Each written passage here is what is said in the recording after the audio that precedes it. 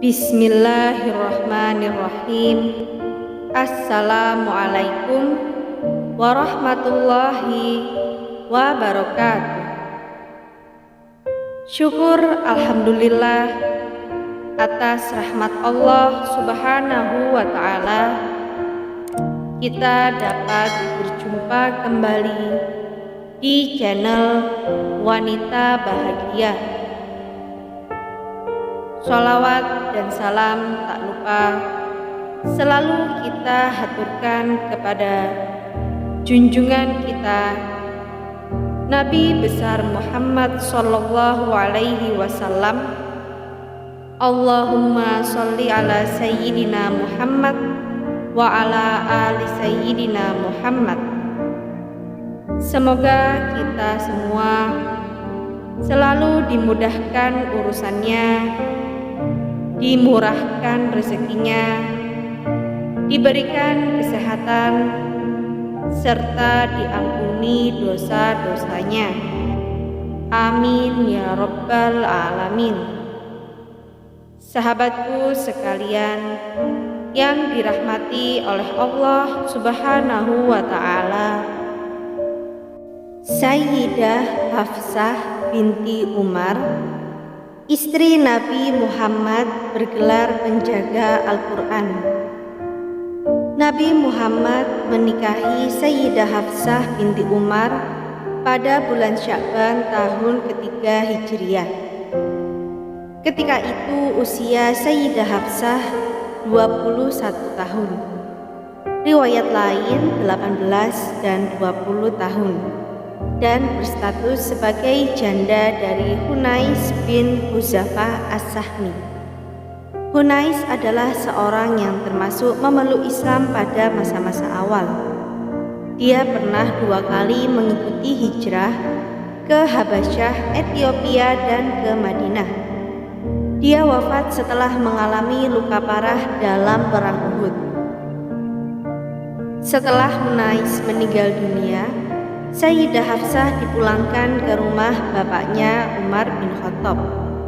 Hal ini membuat Umar bin Khattab iba, susah, dan semakin menderita. Secara ekonomi, pada saat itu Umar bin Khattab dalam keadaan susah.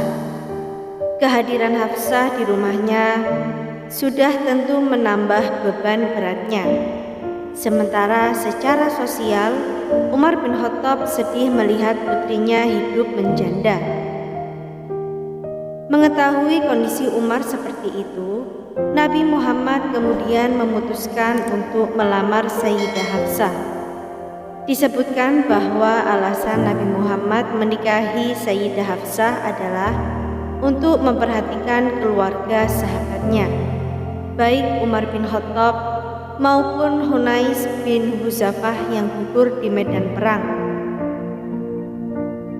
Nabi Muhammad sadar bahwa Umar bin Khattab berperan besar dalam menegakkan panji-panji Islam pada masa-masa awal. Bagaimana Umar bin Khattab membela Islam, mempertaruhkan jiwa dan raganya demi tegaknya Islam. Nabi juga melihat bahwa Islam menjadi bermartabat semenjak Umar bin Khattab menyatakan diri menjadi pengikutnya. Meski demikian, Nabi Muhammad tidak langsung memberitahukan keinginannya itu kepada orang lain, termasuk Umar bin Khattab, kecuali Abu Bakar As-Siddiq. Beliau simpan keinginannya untuk mempersunting Hafsah tersebut untuk beberapa saat. Beliau menunggu waktu yang tepat untuk mengumumkan niatannya itu. Umar bin Khattab yang kondisinya semakin terjepit mendatangi Abu Bakar.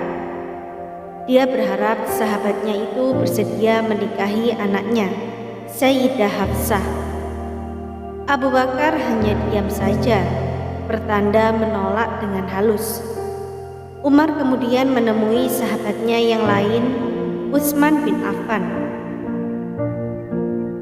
Utsman meminta waktu beberapa untuk menjawab permintaan Umar tersebut. Setelah beberapa hari, Umar kembali mendatangi Utsman. Kata Utsman dirinya sedang tidak ingin menikah saat itu. bin Khattab kemudian mendatangi Nabi Muhammad. Dia menceritakan kondisinya yang tidak baik karena Abu Bakar dan Utsman bin Affan menolak tawarannya untuk menikahi Hafsah. Nabi merasakan penderitaan Umar. Sambil tersenyum, Nabi Muhammad berkata kepada Umar bin Khattab, Hafsah akan dinikahi orang yang lebih baik daripada Utsman, dan Utsman akan menikah dengan orang yang lebih baik dari Hafsah. Umar bin Khattab menjadi lega setelah mendengar jawaban Nabi Muhammad tersebut.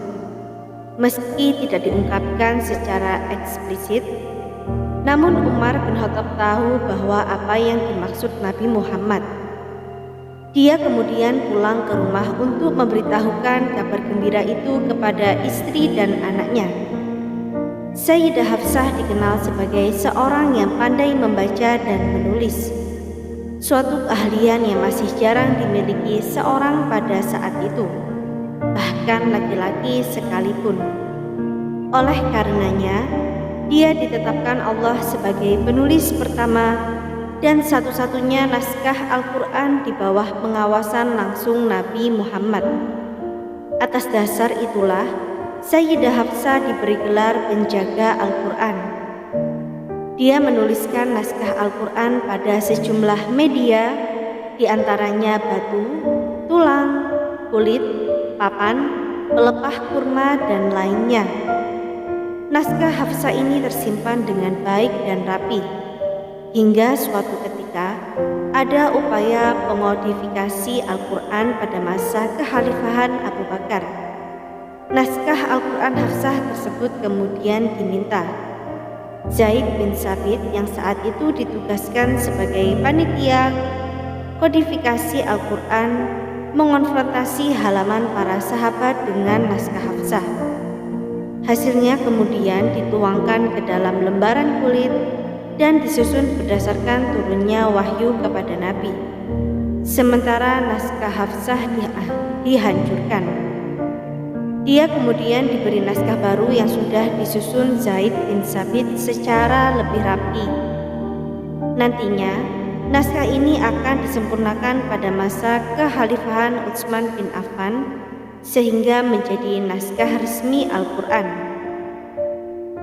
Sayyidah Hafsah juga dikenal sebagai seorang yang tidak segan untuk berbeda pendapat, bahkan dengan Nabi Muhammad SAW sekalipun. Diriwayatkan bahwa suatu ketika Sayyidah Hafsah tidak setuju dengan pernyataan Nabi Muhammad bahwa para sahabat yang mengikuti perjanjian Hudaybiyah tidak akan masuk neraka. Sayyidah Hafsah kemudian menyitir Al-Quran surat Maryam ayat 71, tidak seorang di antara kamu kecuali akan melewatinya. Nabi Muhammad kemudian membetulkan pemahaman Sayyidah Hafsah tentang ayat tersebut dengan membacakan ayat berikutnya. Kemudian kami akan menyelamatkan orang-orang yang bertakwa dan membiarkan orang-orang yang zalim neraka dalam keadaan berlutut. Semoga apa yang kami sampaikan kali ini bermanfaat untuk kita semua dan menjadi ladang pahala. Jangan lupa untuk menekan tombol like dan subscribe, dan juga nyalakan lonceng notifikasinya agar Anda tidak ketinggalan video terbaru dari Wanita Bahagia.